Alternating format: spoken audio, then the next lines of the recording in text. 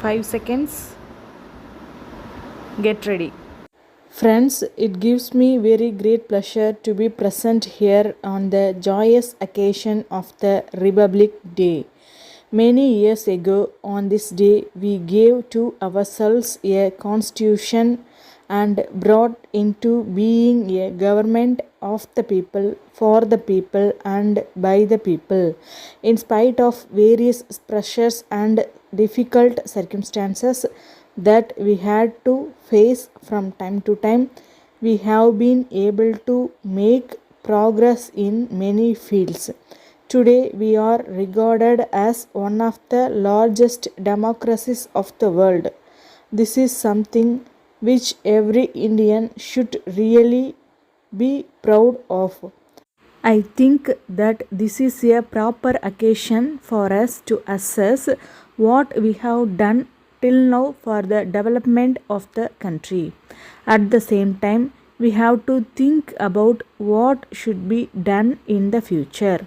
As you are aware, the governments, both at the center and in the states, are implementing various welfare schemes. These schemes are drawn up keeping in view the welfare of all the people in the country. But the main objective of most of these schemes is to ensure a better standard of living for those who are at present living in poverty.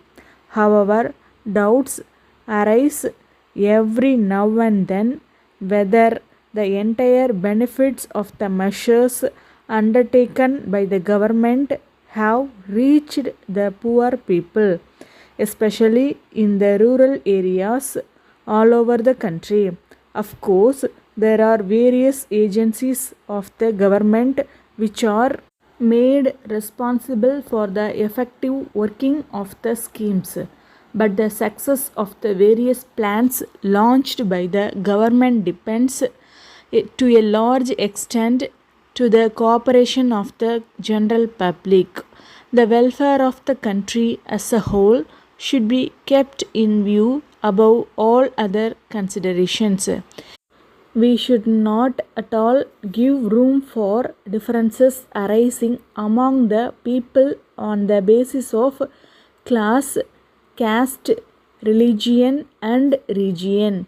Every man or woman should care for the well being of others in the society instead of keeping in view his or her own selfish interests.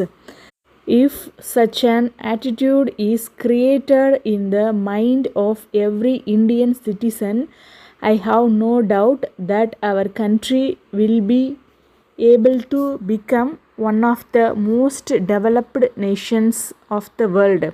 I hope that the young men and women who have gathered here on this occasion will take an active part in all efforts in this regard. I think it is my duty to say, before concluding, a few words by way of giving a special advice to the school children who have assembled here in large numbers. Today, we can easily say that the children of our country get the best type of education in terms of both quality and content. But the students should realize that they should not confine themselves just to learning whatever is taught in school or college. They should have a spirit of inquiry and think more and more about the ways and means of putting to practical use the knowledge gained by them in the educational institutions. If they develop such a spirit in themselves, they will have a real thirst for knowledge. When they have this thirst, they will go in a search of new areas of learning and in course of time become experts in their fields of study. If all these things happens, a day will certainly come when our country will occupy an eminent place in the world. Therefore, every student should cultivate the good habit of going deep into every fact that he or she comes across in the course of the process of learning. Letter dated 10th May 1980 from Hotel Sangam, Madurai to Professor Raman, Gandhi Road, Madras. Dear Sir, we thank you for your letter of the 5th instant. In accordance with the details given in your letter, we have reserved the rooms for the stay of the delegates who will be attending the seminar on science and society to be held here next month. During the course of the telephonic talk which you had with our manager this morning, you mentioned about the travel arrangements for the delegates. In this connection, we have spoken to the people in the travel agency who have their office in our premises. They have agreed to take care of everything, including air bookings, reservations in trains, and visits to places of interest in and around the city. We hope that they will also be writing to you in this regard.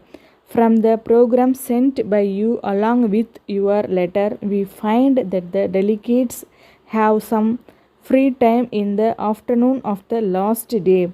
As you know, this part of the state is well known for its various types of folk dances.